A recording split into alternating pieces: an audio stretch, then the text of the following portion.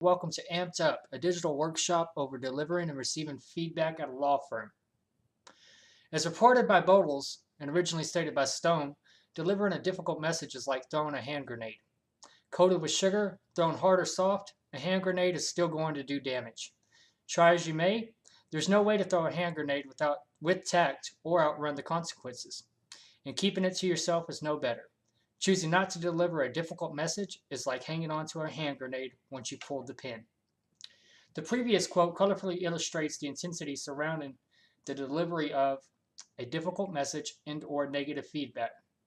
For both illustrative and applicative purposes, this workshop will focus directly on delivering and receiving feedback at a law firm, specifically with the exchanges between senior counsel, associates and/or legal assistants, and the firm's clients taken into account.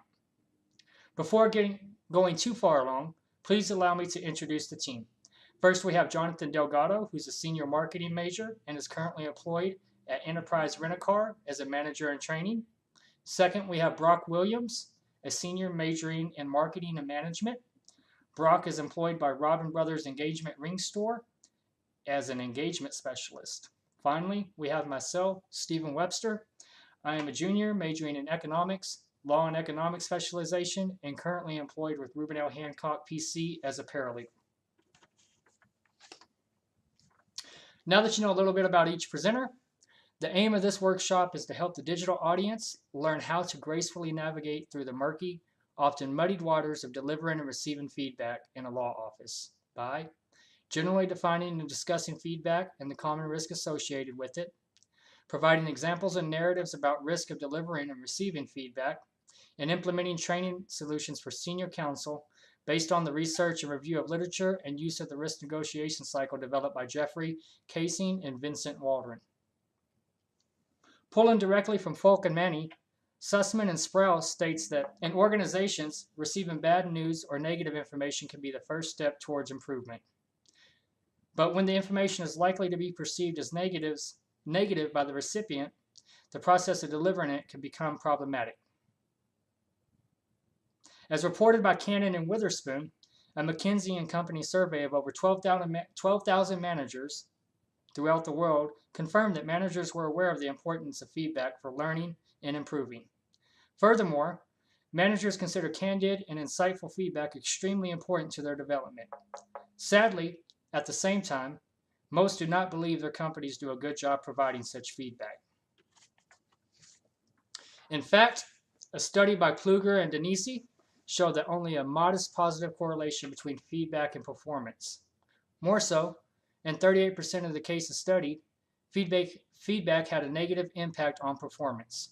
One possible reason for management's disbelief in the results of Kluger and Denisi's study could be that the delivery of critical feedback often fails to lead to a desired change in the recipient's behavior, especially if the feedback is of a destructive nature versus a constructive one.